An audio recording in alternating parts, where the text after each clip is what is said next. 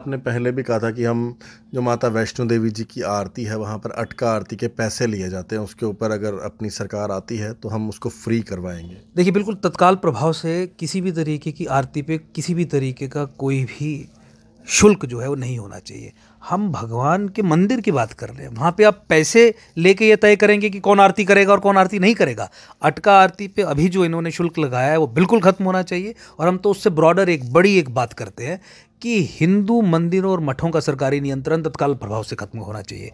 सरकारों ने हिंदुओं के मंदिरों और मठों को नियंत्रित करके इन्हें कमर्शियल इस्टेब्लिशमेंट्स बना दिया है, इन्हें टूरिस्ट डेस्टिनेशंस बना दिया है। हिंदुओं का मंदिर टूरिस्ट डेस्टिनेशन नहीं है। आपको फुटफॉल बढ़ाने के लिए तरह तरह की कुकृत्य करने की आवश्यकता नहीं है। आपको वहाँ पे वीआईपी कल्चर को प्रमोट करने की आवश्यकता नहीं है। हिंदुओं के धर्मस्थल हैं, अगर मस्जिदें मुसलमान चलाते हैं, गुरुद्वारे सिख चलाते हैं, चर्चेज जो हैं वो क्रिश्चियंस चलाते हैं, तो हिंदुओं के मंदिर सरकार क्यों चलाती है? और संवैधानिक व्यवस्था भी यही है कि हिंदुओं के मंदिरों को हिंदू चलाएंगे। हिंदू चलाएंगे तो सनातन सशक्तिकरण के लिए पैसे का खर्च होगा। हिंदू चलाएंगे तो 505 करोड़ रुपए जो माता वैष्णो देवी के मंदिर में एक वर्ष में चढ़ते हैं, उसमें से 50 करोड़ 100 करोड़ गौ माता के संरक्षण के लिए खर्च होगा। मुझे बताइए, 100 करोड़ या 50 करोड़ अगर गौ माता के संरक्षण के लिए माता वैष्णो देवी पे जो चढ़ावा है उससे खर्च किया जाए तो क्या एक भी गौ माता सड़क पर दर बदर हो? आज हमारे गौरक्षक जो है वो रेस्क्यू ऑपरेशंस में गौ माता को रेस्क्यू करते हैं, उन्हें बचाते हैं, लेकिन उसके बाद उन्हें चारा डालने के लिए उनके पास पैसे नहीं होते। ये पैसा कहाँ से आएगा? हिंदू मंदिरों और मठों से तो आएगा। लेकिन सनातन सशक्त ना हो जाए, सनातनी समाज अपने दम पे मजबूत ना हो जाए तो हिंदुओं के मंदिरों को छीन लिया, और छीनने के बाद अटका आरती पे पैसे लगा दिए कि केवल अमीर हिंदू जो है जो पैसे देगा वो केवल माथा टेक सकता है। क्या ये परंपरा रही है? क्या ये सनातन परंपरा है? क्या यह सनातन के मूल सिद्धांतों के अनुरूप है बात, या सनातन के मूल सिद्धांतों के विपरीत ये बात है? और अगर सरकार इस तरीके की चीज़ें करके सनातन विरोधी कार्य कर रही है, और वो भी मंदिरों और हमारे मठों पे गैर कानूनी असंवैधानिक कब्जा करके, तो क्या इसके लिए समाज को इकट्ठे नहीं होना चाहिए? हमारे एकम सनातन भारत दल के सप्त संकल्पों में से एक संकल्प ये भी है कि हिंदुओं के मंदिरों और मठों का सरकारी नियंत्रण हम खत्म करवाएंगे।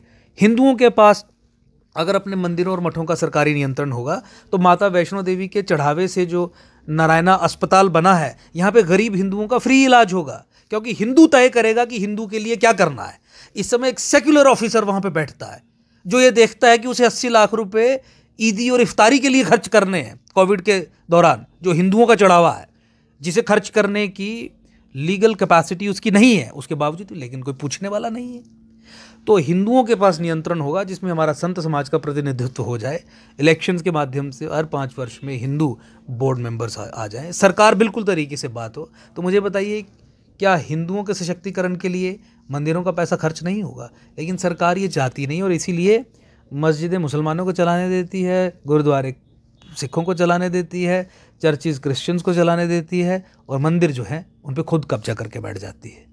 और सुप्रीम कोर्ट की कितनी ही सारी जजमेंट्स हैं जिसमें ये कहा गया है कि आपको अगर किसी मंदिर को टेक ओवर करना भी है तो वो आप 4-5 वर्ष के लिए करेंगे, ताकि वहाँ पे जो कभी लड़ाई झगड़ा होता है, कभी कुछ कुरीतियाँ होती हैं, कभी करप्शन के भी एक्ट्स आते हैं, तो उन चीज़ों को ठीक करके वापस आपको कम्युनिटी को सौंपना है। और फिर एक transparent, accountable, strong legal framework आपको बनाना है जिसके बीच में ऑपरेट करके हिंदू समाज उसे चलाए। अनफॉर्चुनेट सिचुएशन है कि ये ताकत जो सरकार के पास है, इन्होंने सेलेक्टिवली हिंदुओं के खिलाफ ही इस्तेमाल किया ताकि हिंदू समाज सशक्त ना हो। माता वैष्णो देवी यूनिवर्सिटी में क्या हिंदुओं के लिए कोटा है कि इतने हिंदुओं को यहाँ पे एडमिशन मिलेगी? क्या जम्मू संभाग के लोगों के लिए है कि इतने % जम्मू संभाग के लोग यहाँ पे जाएंगे? हिंदुओं के पास नियंत्रण होगा तब इस तरीके के फैसले होंगे। क्या माता वैष्णो देवी श्राइन बोर्ड का CEO ये सामने आके मीडिया में कह सकता है कि मैं कटिबद्ध हूँ सनातन संस्कृति, सभ्यता और धर्म के सशक्तिकरण के लिए? जब वो माता वैष्णो देवी मंदिर का संचालन कर रहा है तो उसे तो सनातन की मजबूती के लिए कार्य करना है ना। क्या वो कह सकता है? ये वो नहीं कहता है, क्योंकि वो एक सेक्युलर ऑफिसर है, और इसीलिए सनातन संस्कृति, सभ्यता, धर्म का सशक्तिकरण नहीं हो पाता। गौ माता दरबदर हो रही है, कोई उसके लिए 505 करोड़ रुपए में से 1000 रुपये भी नहीं देता है। वहाँ पे हिंदुओं के पास अपने मंदिरों और मठों का नियंत्रण होगा तो हिंदू सेंसिटिविटीज़ को हम सरकार की मदद के बिना ही एड्रेस कर पाएंगे। गौ माता सेंसिटिविटी है, हिंदू केवल सेंसिटिविटी नहीं है कि मतलब हमारा जो अस्तित्व है, हम मानते हैं कि गौ के अराउंड ही है, और गौ माता अगर परेशान रहेगी तो फिर मुझे लगता है कि पूरा हिंदू समाज जिस तरीके से अभी परेशान है निरंतर चलता रहेगा, और पाप के हम भागीदार बनेंगे अगर इस प्रयास में नहीं आगे बढ़ेंगे। तो ये सनातनी समाज के, सनातन संस्कृति सभ्यता धर्म में विश्वास रखने वाले लोगों के विषय हैं, जिन विषयों को एकम सनातन भारत दल ने अपने सप्त संकल्पों में पिरोया है। हमारे संविधान से भी ऊपर हमारे ये सप्त संकल्प हैं।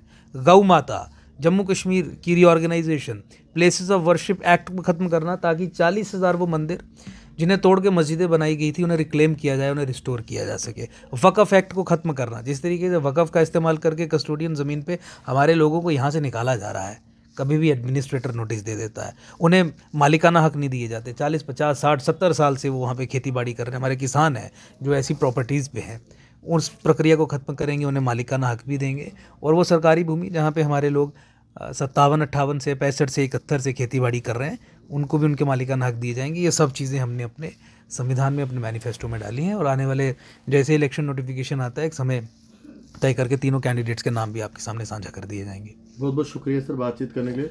तो एकम सनातन धर्म एडवोकेट अंकुर शर्मा जी ने साफ कर दिया है कि आने वाले इलेक्शनों में उनकी पार्टी से 3 कैंडिडेट्स खड़े किए जाएंगे। अभी फ़िलहाल नामों का तो नहीं बताया गया है, लेकिन 3 कैंडिडेट्स को खड़ा करने जा रहे हैं। तो भाजपा का जो कई लोग कहते हैं कि विकल्प नहीं है, तो इन्होंने एक विकल्प दिया है। बाकी अब लोगों पे ही डिपेंड करता है कि अगर सनातन धर्म को आगे बढ़ाना है तो किस तरह से इनको आगे बढ़ाना है और किस तरह से मदद करनी है। देखते रहें जेके मीडिया। धन्यवाद। राम राम। सनातन धर्म की जय और सभी का साधुवाद।